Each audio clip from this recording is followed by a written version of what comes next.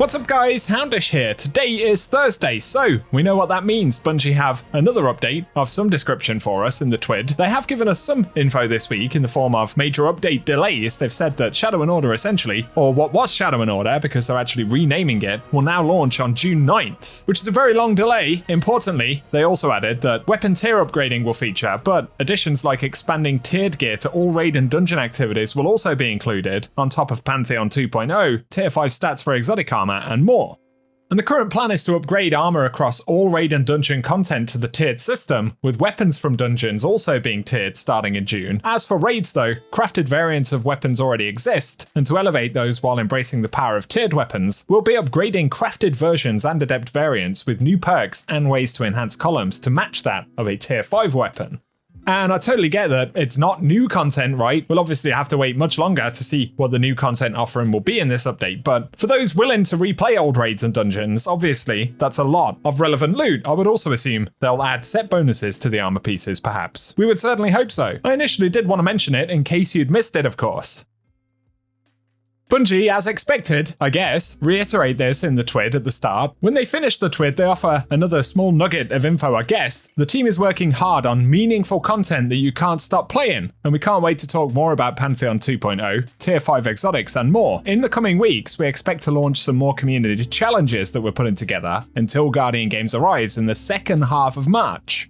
Thank you one more time for your patience. Now, there have been speculation based on the Eververse schedule, best it could be deciphered at least, that Guardian Games was set to drop early in March, but it appears that, as they say, the second half of March is instead on the table, so that's probably because they're actually working on the content. For one thing, otherwise, as we know, they're trying to leave as much room as possible for Marathon. So share your thoughts on the whole communication episode that we've just experienced. Otherwise, the TWID doesn't have masses of groundbreaking info. They talk about celebrating the Lunar New Year with the gift of Bright Dust that's available in the Eververse store, including the fact that the Taken shader and some of the Taken armor pieces are currently featured, so that's worth keeping in mind. I'm actually going to skip ahead just a little bit to the new player guide update. Bungie have been offering these new player guide elements on a weekly basis. They say this time they're focusing on impactful materials and currencies, and almost all currencies, materials, consumables, and redeemables are stored in your inventory. Hovering over them will show you what every item is used for in detail. They also have different rarities like weapons and armor, and can be stored in your vault, though it's recommended you keep them on your character for ease of access. Dude, this text form, I'm not criticizing the fact that Bungie are trying to offer info to people. Obviously, it's something that the community team are putting together with the resources they have, so I'm not trying to be mean or anything, but presenting it in this format is certainly strange. There's one little nugget of info, that's what I'm getting to anyway. Inside of this player guide, looking at the Osirian ciphers here, rewarded by Saint 14 and while playing Trials of Osiris. They don't currently have a use, but we're working on giving them one very soon. That actually applies to the Pinnacle Ops cipher. They say rewarded by Zavala and while playing Pinnacle Ops and other Vanguard activities. Again, they're working on giving them a use very soon, and we'd kind of spoken about these previously and how Bungie may use them as a way to drop Edge of Fate era portal gear, which currently can't be earned reliably. So I guess that's a confirmation of that. When they say working on giving them one very soon, we anticipated that this would be in the Shadow Order update. So I'm guessing they will be useful as of June. And as a quick heads up, they'd also added Crucible Ops ciphers and Iron ciphers. So these will ultimately end up being used across multiple playlists.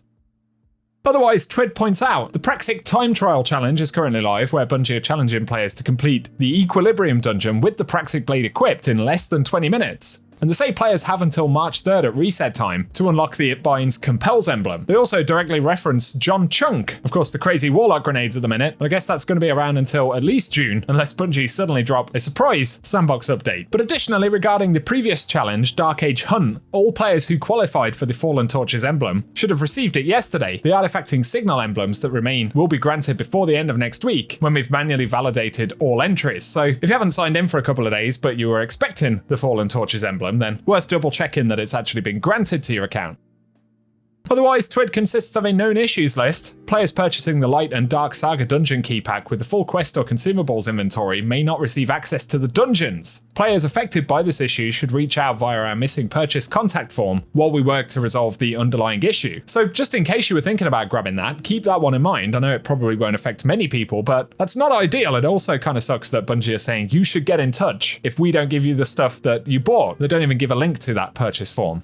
Otherwise, Wolfsbane's light attacks are displaying the visual effects of Void instead of Solar, and shooting a kinetic bow through Hierarchy of Needs guidance ring can cause enemies to not disintegrate properly. There are bugs with Lumina's Blessing of Sky. Other players are experiencing crashes when starting up the game with the modern Mida multi-tool weapon ornament. That's the marathon one. It's bleeding into Destiny 2. It's trying to get us. And yeah, there's other known issues in that twit, so if you need to check them out, you can do that. Otherwise, the rest of the twit really comes down to Tharsis thread picks, and of course, they asked for fashion submissions around Renegades over the last couple of weeks, and they share a bunch of the clips here, so there are some very cool ones. You'll see them running in the background. I appreciate these challenges aren't everyone's cup of tea, but A for effort, Guardians, to be fair. And so yeah, it's been a strange week. As we mentioned, sure, there's been communication from Bungie. If you're really invested in Destiny 2 and its current format, the update that we're getting in June actually looks like it'll be fairly fun, to be fair. I'm glad they're updating raid and dungeon stuff from the past, because while it should have been there from Edge of Fate, a lot of that content has been sorely missed. I appreciate there'll be comments about player numbers and actually getting raid teams together and stuff like that.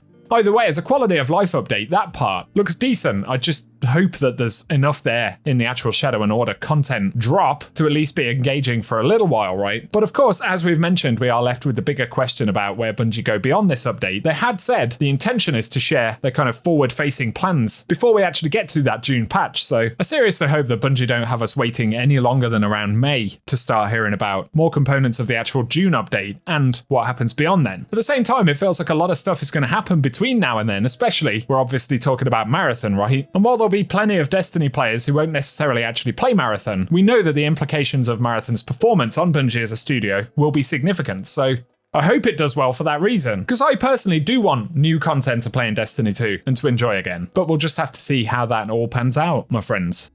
So there we go, that is the update for today. If you found the video somewhat interesting, a rating would really help us out. Keep in mind, Guardian Games is going to be later in March than was originally rumoured, so after the middle of the month, followed by some kind of Iron Banner rollout beginning in April. I suppose at least by the end of April, we'll be relatively close to June. Delays suck, but it is what it is. We'll see how Destiny 2's looking by that point in time. I do want to say a big thanks to a bunch of you guys who've stuck around though, through thick and thin. We've had plenty of ups and downs in this community, and obviously over the last few months, a lot of things have changed in terms of the amount of people actually playing Destiny 2 and engaging in the community, right, in general. There's also a lot of negative sentiment around, and I'm not criticizing people who feel that way, really, because I totally get it. Despite all of that, many of you guys still show a lot of support here on the channel. We've been messing around with the mean comments videos and stuff over the last few weeks, and some other formats in general for content, so the support on all of that is very much appreciated in these trying times. For the moment, I appreciate you watching, and regardless, have an awesome day.